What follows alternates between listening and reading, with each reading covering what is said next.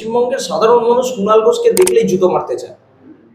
কুণাল ঘোষ এবং সার্কাসে গুটি গুটি পায়ে নেমে আসা প্ল্যাটফর্মের জোকার, এই দুজনের মধ্যে কোনো পার্থক্য নেই। খুব শীঘ্রই পশ্চিমবঙ্গের মানুষের কাছে একটা সুখবর আসতে চলেছে।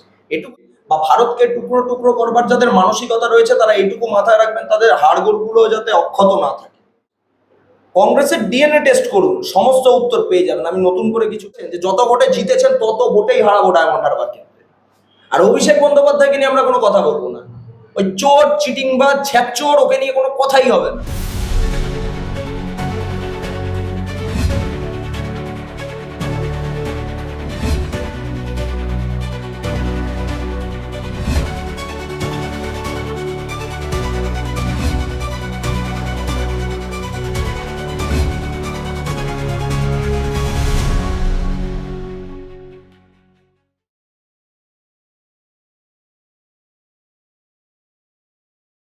প্রথমে যেটা জিজ্ঞাসা করব, এই যে নিটের প্রশ্ন ফাঁস নিয়ে যে দিল্লিতে এত বড় বিক্ষোভ হয়েছে, সেই বিক্ষোভের ঝড় এসে পৌঁছেছে কলকাতাতেও, এবং সেই নিটের প্রশ্ন ফাঁসের যে আন্দোলন, সেটার নামে যে আমরা দেখলাম বাইরে থেকে লোক এসছে, রীতিমতন সরকারি সম্পত্তি নষ্ট, তারপরে বোতল ছোড়া, সাংবাদিকদের নিগ্রহ, পুরো বিষয়টাকে কিভাবে দেখছেন?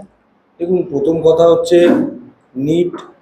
নিটের প্রশ্নপত্র ফাঁস নিয়ে যে কথা উঠে এসেছিল বা যে আন্দোলন উঠে এসেছিল, সেটা একপাক্ষিক আন্দোলন এখন আর নেই। এখন নিটের প্রশ্ন ফাঁসকে কেন্দ্র করে কাশ্মীর মাঙ্গে আজাদি স্লোগান হচ্ছে। এখন নিটের প্রশ্ন ফাঁসকে কেন্দ্র করে ওমর খালিদের মুক্তি চাই এই দাবি উঠছে।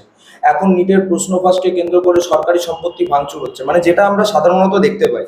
যেমন 2019 সালে মনে পড়ে সিএ নিয়ে যখন আন্দোলন হয়েছিল, মমতা বন্দ্যোপাধ্যায় দাঁড়িয়ে তৎকালীন মুখ্যমন্ত্রী যখন বলেছিলেন ক্যা ক্যা চি চি ধর্মতলার মঞ্চে, তখনও আমরা দেখতে পেয়েছিলাম সরকারি সম্পত্তি ভাঙচুর, রেলের যে ট্র্যাক সেটাকে উপড়ে ফেলা, তারপরে ট্রেনের মধ্যে পাথর ছোড়া, এরকম বহু ঘটনা আমরা দেখতে পেয়েছি।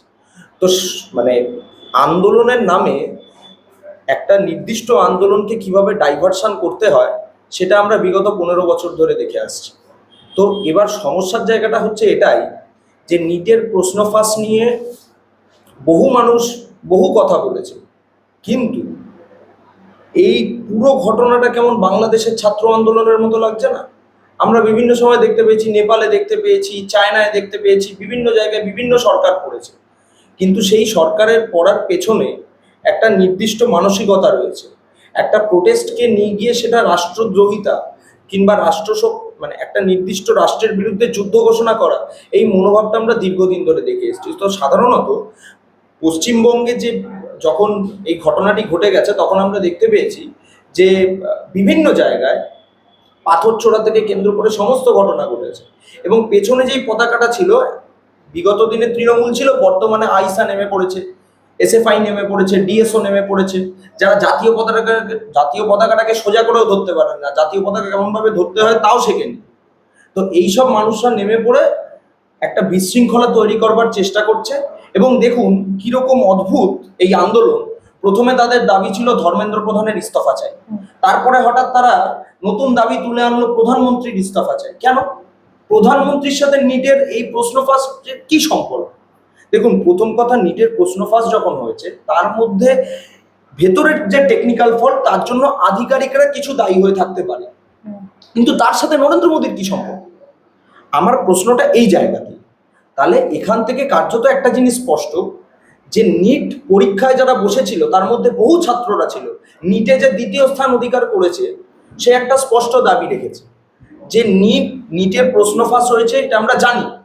কিন্তু একটা জিনিস আমাদের মাথায় রাখতে হবে, এই নিটের প্রশ্ন ফাঁসকে কেন্দ্র করে আমরা আন্দোলন না করে যদি আমরা এই সময়টায় আরেকটু পড়াশোনা করতে পারি, পরের বারের জন্য নিটের যে পরীক্ষা হবে তার জন্য যদি প্রিপারেশন নিতে পারি, তাহলে আমরা এই সময়টাকে ইউটিলাইজ করতে পারবো। রাস্তায় আন্দোলন করতে পারে। দেখুন, মানে যে কোনো রাষ্ট্রে প্রত্যেকটা নাগরিকের অধিকার রয়েছে তারা আন্দোলন করবার, সরকারের বিরুদ্ধে প্রতিবাদ করবার। আমরা সেটা নিয়ে কোনো কথা বলছি না, এটা সমাজের প্রত্যেকটা শ্রেণীর নাগরিকের অধিকার। কারণ গণতন্ত্রে একটা জিনিস স্পষ্ট, by the people, for the people, of the people. তো মোদ্দা কথা হচ্ছে এই জায়গাটাতে। কিন্তু প্রতিবাদ হোক, একটা এজেন্ডাকে নিয়ে প্রতিবাদ হোক, কিন্তু সেই প্রতিবাদটা যদি আজাদি আজাদি স্লোগান ওঠে, ভারত তেরে টুকরে হোঙ্গে ইনশাল্লাহ ইনশাল্লাহ স্লোগান ওঠে, তাহলে এটা খুব বেদনাদায়ক। এবং যারা এই স্লোগানের সাথে যুক্ত থাকবেন, বিগত দিনে রাজ্য সভাপতি, রাজ্যসভার সাংসদ শ্রমিক ভট্টাচার্য সরাসরি বলেছেন যে ভারত তেরে টুকরো হোঙ্গে বা ভারতকে টুকরো টুকরো করবার যাদের মানসিকতা রয়েছে তারা এইটুকু মাথায় রাখবেন, তাদের হাড়গোড়গুলো যাতে অক্ষত না থাকে। তো আমরা এই জিনিসটাকে স্পষ্ট রেখেছি, যারা রাষ্ট্রের বিরুদ্ধে যুদ্ধ ঘোষণা করবে তারা আমাদের দেশের নাগরিক হতে পারে না। যারা রাষ্ট্রের বিরুদ্ধে, প্রধানমন্ত্রীর বিরুদ্ধে কুরুচিকর মন্তব্য করবে তারা আমাদের দেশের নাগরিক হতে পারে না, এটাই কার্যত স্পষ্ট। তাই এখান থেকে একটা জিনিস আপনাদের সরাসরি বলতে পারি, ধর্মেন্দ্র প্রধান নিজের অ্যাকাউন্টেবিলিটিকে সামনে রেখে ইস্তফা দিয়েছেন, কিন্তু একটা জিনিস আর মাথায় রাখতে হবে যে 60টি বড় পরীক্ষার মধ্যে কিন্তু 55টি পরীক্ষা ধর্মেন্দ্র প্রধান সাকসেসফুলি কোঅর্ডিনেট করেছে। কিন্তু বিগত দিনে যে সরকার ছিল, তাদের যারা শিক্ষামন্ত্রী ছিল তারা চাকরি বিক্রি করেছে আলু পটলের দাম। তারা ছাত্রছাত্রীরা, মানে শিক্ষিত শিক্ষক যারা ছিলেন তাদেরকে রাস্তায় দাঁড়িয়ে পুলিশের মাধ্যমে তাদের উপর কার্যত লাঠিচার্জ করা হয়েছে। শিক্ষকরা মার খেয়েছে কলকাতার রাজপথে বসে বসে, কোনো সময় এক্সাইড মোড়ে, কোনো সময় করুণাময়ী মোড়ে। তখন তো কোনো শিক্ষামন্ত্রী পদত্যাগ করেননি। যখন দাঁড়িয়ে সিপিএম জামানায় ওয়েস্ট বেঙ্গল জয়েন্ট এন্ট্রান্সের পরীক্ষার প্রশ্নপত্র ফাঁস হয়েছিল, তখন তো তৎকালীন শিক্ষামন্ত্রীকে আমরা পদত্যাগ করতে দেখিনি। তারা আজকে শিক্ষামন্ত্রীর পদত্যাগের দাবি কেন? ঠিক আছে, বলেছে ছাত্রছাত্রীদের স্বার্থে, তাদের ভবিষ্যতের স্বার্থে, তাদের শিক্ষার স্বার্থে আমাদের ধর্মেন্দ্র প্রধানজি ইস্তফা দিয়েছে, কিন্তু আন্দোলনটা যেই পর্যায়ে গেছে এটা কাঙ্ক্ষিত ছিল। তাহলে এর পিছনে বহিরাগত শক্তির মদত আছে বলে আপনি মনে আমরা করছেন? প্রথম দিন থেকে দাবি করেছি, তাদের আন্দোলনকে মোবিলাইজ করবার জন্য পেছন থেকে যে নির্দিষ্ট আর্থিক সাপোর্টটা দেওয়া হয়েছে, এইটা কোথা থেকে আসছে, তাদের খাবার দাবার, তাদের থাকার ব্যবস্থা, এই সমস্ত বিষয়, অর্থাৎ এই যে পুরো সিস্টেমটাকে পরিচালনা করা হচ্ছে এটা কারা করছে, এর জন্য আমরা নির্দিষ্ট তদন্তেরও দাবি করছি যে এর পেছনে কারা রয়েছে।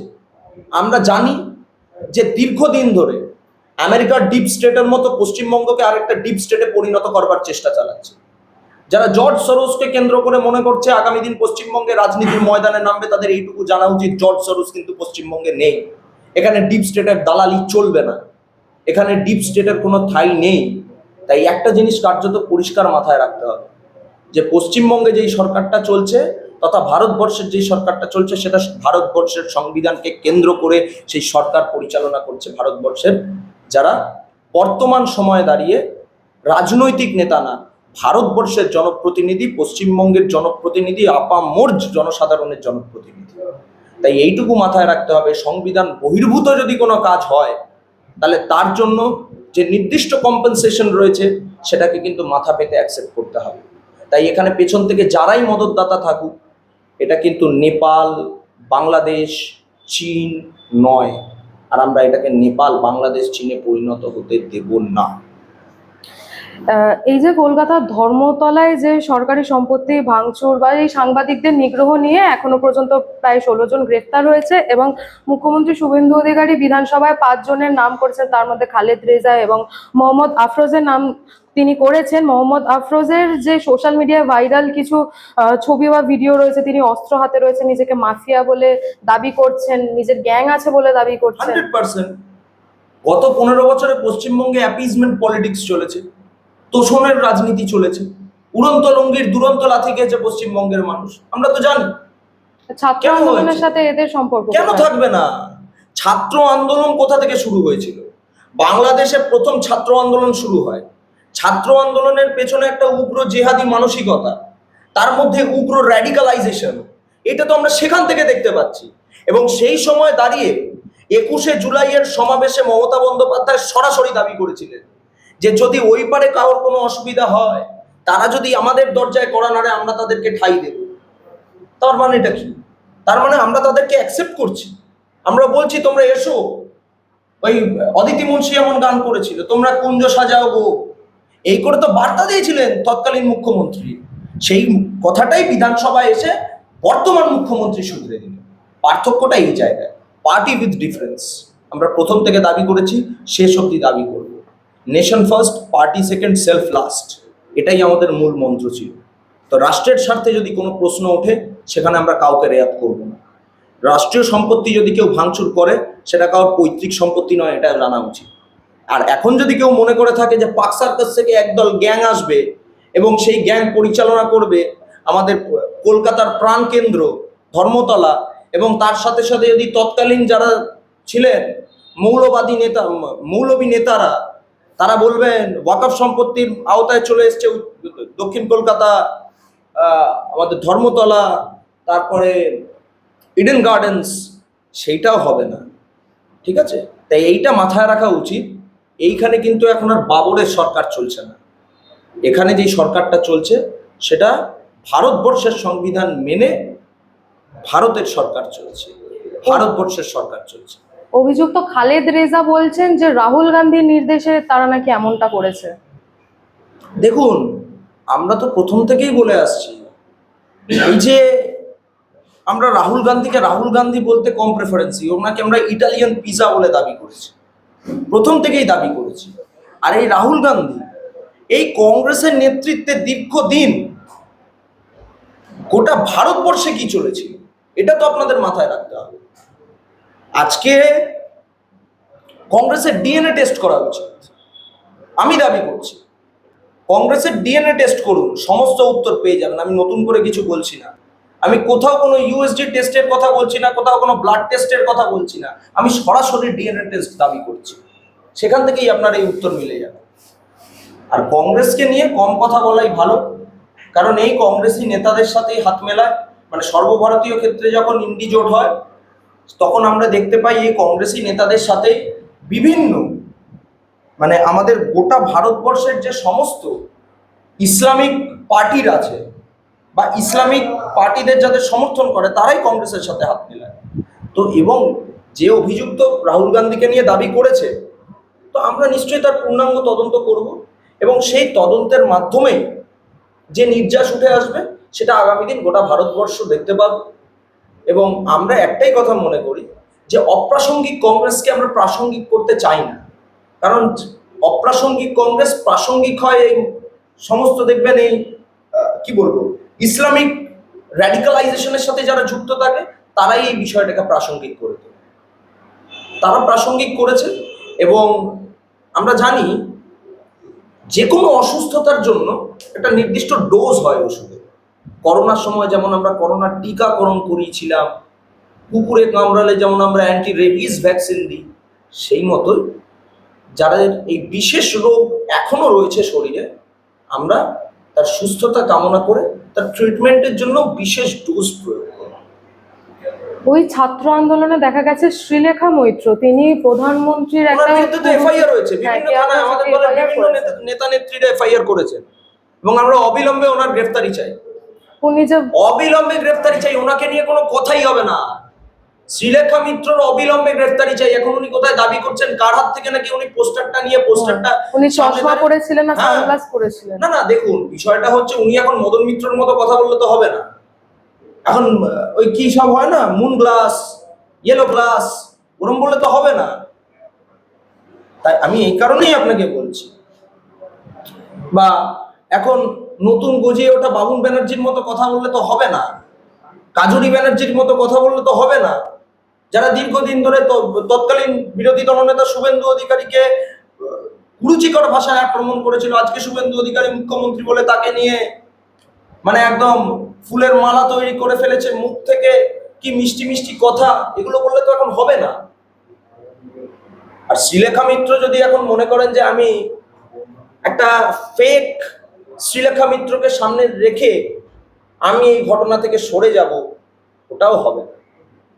যে কাজ আপনি করেছেন, যে কাজের সাথে আপনি ইনভলভ ছিলেন, আপনাকে এইটুকু মাথায় রাখতে হবে যে আগামী দিন সেই কাজের জন্য আপনাকে তার নির্দিষ্ট কম্পেনসেশন বিয়ার করতে হবে।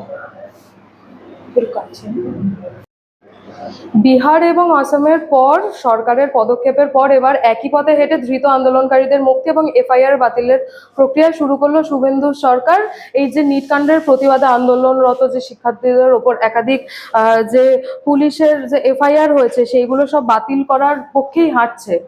দেখুন, সিজেপির যে নির্দিষ্ট দাবি ছিল সেই দাবিকে কেন্দ্রীয় সরকার, ধর্মেন্দ্র প্রধান মানে কেন্দ্রীয় শিক্ষামন্ত্রীর ইস্তফার আগেই সেই দাবিকে মান্যতা দিয়েছিল কেন্দ্রীয় সরকার। কারণ আমরা সেই সরকার নই যারা আলোচনা চাই না, আমরা চাই ছাত্র এবং সরকারের যারা প্রতিনিধি তারা আলোচনায় বসে একটা নির্দিষ্ট নির্যাস উঠে আসুক। সেইখান থেকেই আমরা প্রথম দিন থেকে দাবি মেনে এসেছি এবং এই এফআইআর বাতিল করবার যে দাবি তাতেও মান্যতা দিয়েছে বর্তমান মুখ্যমন্ত্রী। আমরা কোনো হিটলারি শাসন করতে আসিনি, আমরা পশ্চিমবঙ্গে কোনো নতুন ইদি আমির জন্মগ্রহণ দেখতে আসিনি, আমরা এই পশ্চিমবঙ্গের মাটিতে পলপটের আত্মার বীজ রোপণ করতে আসিনি। আমরা এই পশ্চিমবঙ্গের মাটিতে সরকারি প্রতিনিধি, এমন সরকারি প্রতিনিধি তৈরি করবার জন্য অঙ্গীকারবদ্ধ হয়েছি মানুষের কাছে যে মানুষের স্বার্থে কাজ করবে। তাই সেই জায়গাতে দাঁড়িয়ে আমরা ছাত্রদের সাথে যেমন আলোচনাও চাই, তেমন আমাদের যে নির্দিষ্ট নির্দেশ রয়েছে কেন্দ্রীয় নেতা এবং কেন্দ্রীয় সরকারের পক্ষ থেকে সেটাকেও মান্যতা দিতে চাই।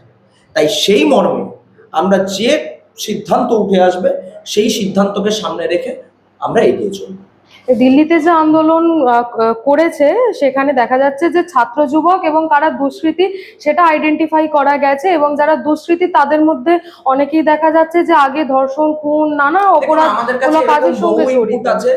যারা নিটের ছাত্র ছিলেনও না বা যারা নিটের পরীক্ষায় বসেনও নি, তারাও পর্যন্ত চলে এসছে প্রোটেস্টের নামে হাঙ্গামা তৈরি করতে, বিশৃঙ্খলা তৈরি করতে। মুদ্রা কথায় আমাদের দলের পক্ষ থেকে সরাসরি দলের প্রধান মুখপাত্র দেবজিৎ সরকার এবং তার সাথে সাথে আমাদের দলের নেতা বিমল শঙ্কর নন্দ, তার সাথে সাথে শিল্প এবং বাণিজ্য মন্ত্রী তাপস রায়, সম্মানীয় তাপস রায়, এবং তার সাথে সাথে বহু নেতারা বসে সরাসরি প্রেস কনফারেন্স থেকে জানিয়ে দিয়েছিল যে কোনো বেয়াদবি চলবে না। একদম স্পষ্ট অবস্থান ছিল আমাদের। তাই দুষ্কৃতী এবং ছাত্র তার মধ্যে নির্দিষ্ট বাইফার্কেশন করে যারা অরিজিনাল ছাত্র তাদের আন্দোলন হয়েছে, আন্দোলন করেছে, সরকারের বিরুদ্ধে কথা বলেছে, পাবলিক হাউস তারা হোল্ড করছে। একটা অপোজিশন থাকা দরকার, সেই জায়গায় পলিটিক্যাল অব্লিগেশন, রাষ্ট্রবিজ্ঞানের যে অংশ তাকে মান্যতা দিয়ে তারা প্রতিবাদ করেছে, ঠিক আছে। কিন্তু একদল ক্রিমিনাল এসে যারা নিজেদের মানে সকালবেলায় মানুষের সামনে পরিচিত করতে চায় না, রাত্রিবেলায় মানুষের কাছে আন্ডারওয়ার্ল্ডের ডন হিসেবে স্বীকৃতি দেয়, সেই রকম ক্রিমিনালের কিছু উচ্চিংড়ে 2-5 আনার গুন্ডা এসে লাফালাফি করবে, হুজ্জুতি করবে আর তাদের ছেড়ে দেওয়া হবে, এটা তো মামার বাড়ির আবদার নয়। বা জামাই ষষ্ঠী করতে সেই ক্রিমিনালগুলো তো আসেনি যে আমরা তাদের বসিয়ে বসিয়ে রসগোল্লা এবং রাজভোগ খাওয়াবো। তাদের জন্য যা প্রয়োজনীয় পদক্ষেপ সরকার তা গ্রহণ করবে। অপরদিকে দেখা যাচ্ছে যে বিজেপির নেতৃত্বাধীন শাসক জোটের যে বৈঠক সেখানে প্রথম সারিতে নরেন্দ্র মোদী এবং অমিত শাহ, এবং সেই প্রথম সারিতে রয়েছে কাকলি ঘোষ দস্তিদার এবং শতাব্দীও। দেখুন, এই কথার প্রতিক্রিয়া দেওয়ার মতো আমার সেই মানে কি বলবো অধিকার, মানে আমার অধিকার বলতে আমার দলীয় অধিকার, আগে নেতৃত্ব সিদ্ধান্ত নেবে, তারপর আমরা তার উপযুক্ত বক্তব্য রাখবো, ঠিক আছে। এবার সব থেকে বড় কথা হচ্ছে কারা ফ্রন্ট চেয়ারে বসবে, কারা পেছনের চেয়ারে বসবে, কারা সামনের চেয়ারে বসবে, এটা নির্দিষ্টভাবে সংসদীয় যে দল আছে এবং সরকারের যারা প্রতিনিধি বা আমাদের দলের নেতৃত্বরা আছে তারা ঠিক করবে। আগে তারা তাদের নির্দিষ্ট বক্তব্য আপনাদের সামনে রাখবেন। দেখুন, ভারতবর্ষের রাজনৈতিক অভিমুখ যে কোনো দিকে যেতে পারে। ভারতবর্ষের রাজনৈতিক অভিমুখকে যখন আপনি বিবেচনা করবেন তখন তার মধ্যে বহু বিলের প্রসঙ্গ আসবে যেটা রাষ্ট্রের স্বার্থে খুব দরকার বা খুব প্রয়োজনীয়, যেই বিলগুলোকে আগামী দিন পাশ করাতে হবে বা যেই বিলের সমর্থন লাগবে। এই সমস্ত বিষয় নিয়ে বহু রাজনৈতিক অঙ্ক হয়, বহু রাজনৈতিক পাটিগণিত, বীজগণিত রয়েছে, এবং সেটা রাষ্ট্রের স্বার্থে যদি হয় তাহলে আমরা সেটাকে সাধুবাদ জানাই। এবং আমাদের দলের উচ্চ নেতৃত্ব বিবেচনা করবার পর এই বিষয় আমরা আপনাদেরকে নির্দিষ্টভাবে সে বক্তব্য জানাই। এই বিষয়টাকে কটাক্ষ করে সৌগত রায় বলছেন যে বিজেপির বিরোধিতা করে জেতা সাংসদেরা এখন বিজেপির জোটেই যোগ দিচ্ছেন, এমন বিশ্বাসঘাতকতা নিয়ে কি বা বলার থাকতে পারে? বলতে গেলে মানে ওনারা কি তাহলে ভালো তৃণমূল এখন যারা এনসিপিআই তে জয়েন করেছে? ভালো তৃণমূল খারাপ তৃণমূল বলে কোনো প্রসঙ্গই নেই। এখন যেটা রয়েছে রাজ্য সভাপতি জানিয়ে দিচ্ছে যে তৃণমূল আর নেই, এখন গোটাটাই নির্মূল, এইটুকু আপনাকে মাথায় রাখতে হবে। রাজ্য সভাপতি সরাসরি জানিয়ে দিয়েছে। এবং এই জায়গায় দাঁড়িয়ে আপনাদেরকে এইটুকুই বলে রাখি, সৌগতবাবু কি বলেছেন না বলেছেন আমি এখনো জানি না, আমি এখনো শুনিনি। যদি উনি এই প্রতিক্রিয়া দিয়ে থাকেন তাহলে এইটুকু আপনাদেরকে বলতে পারি যে উনি এখন, আমি ওনার শারীরিক সুস্থতা কামনা করি। উনি দীর্ঘদিন ধরে অসুস্থ, উনি নিজের শারীরিক অবস্থার যাতে উন্নতি হয় তার ট্রিটমেন্টটা উনি করা, এবং তার সাথে সাথে উনি আগে ঠিক করুক যে উনি কোন অবস্থান থেকে দাঁড়িয়ে কথা বলবেন। উনি এয়ারপোর্টে যাবেন, এয়ারপোর্টে গিয়ে বিবেচনা করে আবার বাড়ি ফিরে আসবেন, মমতা ব্যানার্জির হাত ধরবেন, না পরবর্তীকালে আবার ঋতব্রত বন্দ্যোপাধ্যায়ের শিবিরে চলে যাবেন, উনি আগে সেইটা ঠিক করুক। উনি ওনার দলের অবস্থান, উনি ওনার নিজের অবস্থান আগে ঠিক করুন। কথা বলবেন তো নিশ্চয়ই বলবেন, তার প্রতিক্রিয়া প্রত্যেকটা সরকারি দলের প্রত্যেকটা নেতা দেবে, কিন্তু আগে নিজের অবস্থান উনি ঠিক করুন। উনি অধিকাংশ সময় অসুস্থতার মধ্যে দিয়ে কাটান, একজন বয়োজ্যেষ্ঠ মানুষ, একজন সিনিয়র এমপি, ওনাকে নিয়ে আমার কুরুচিকর মন্তব্য করতে রুচিতে বাধে। এমনকি এও দেখা যাচ্ছে যে গত সোমবার লোকসভার স্পিকার ওম বিড়লার সঙ্গে তার কক্ষে গিয়ে দেখা করেন অভিষেক বন্দ্যোপাধ্যায়, এবং তিনি দুটো দাবি জানিয়ে স্পিকারের হাতে চিঠি তুলে দেন। তার দাবি, তৃণমূলের প্রতীকে জয়ী 20 জন এনসিপিআই এর সাংসদের সদস্য পদ থেকে দ্রুত খারিজ করা হোক এবং তাদের জন্য যে আসন বরাদ্দ করা হয়েছে তাও প্রত্যাহার করা হোক। আগে ওনাকে আমরা 7.5 লাখ ভোটে ডায়মন্ড হারবার থেকে হারাবো, তারপর আমরা তার উত্তরটা দেবো। উনি হারবেন। আমরা বিধানসভায় দাঁড়িয়ে শুভেন্দু অধিকারী বলেছেন যে যত ভোটে জিতেছেন তত ভোটেই হারাবো ডায়মন্ড হারবার কেন্দ্রে। আর অভিষেক বন্দ্যোপাধ্যায়কে নিয়ে আমরা কোনো কথা বলবো না। ওই চোর, চিটিং বা ছ্যাপচোর, ওকে নিয়ে কোনো কথাই হবে না। গোটা পশ্চিমবঙ্গের বুকে ক্যামেক স্ট্রিট, যে গোটা পশ্চিমবঙ্গকে দীর্ঘদিন ধরে বুলডোজড করেছে পশ্চিমবঙ্গকে, সেই চোরটাকে নিয়ে আমরা আর কোনো কথা বলবো না। ওনাকে আগে আমরা হারাবো। এমনি উনি অপ্রাসঙ্গিক, উনি আর রাজনীতিতে প্রাসঙ্গিক নন। আর ওনার ওই যে বড় বড় ডায়লগ যেগুলো ছিল না, তার জন্য আগে প্রয়োজনীয় পদক্ষেপ গ্রহণ করব, তারপর এই কথার উত্তর দেব। উনি ওম বিড়লাকে চিঠি দিয়ে কি করবেন?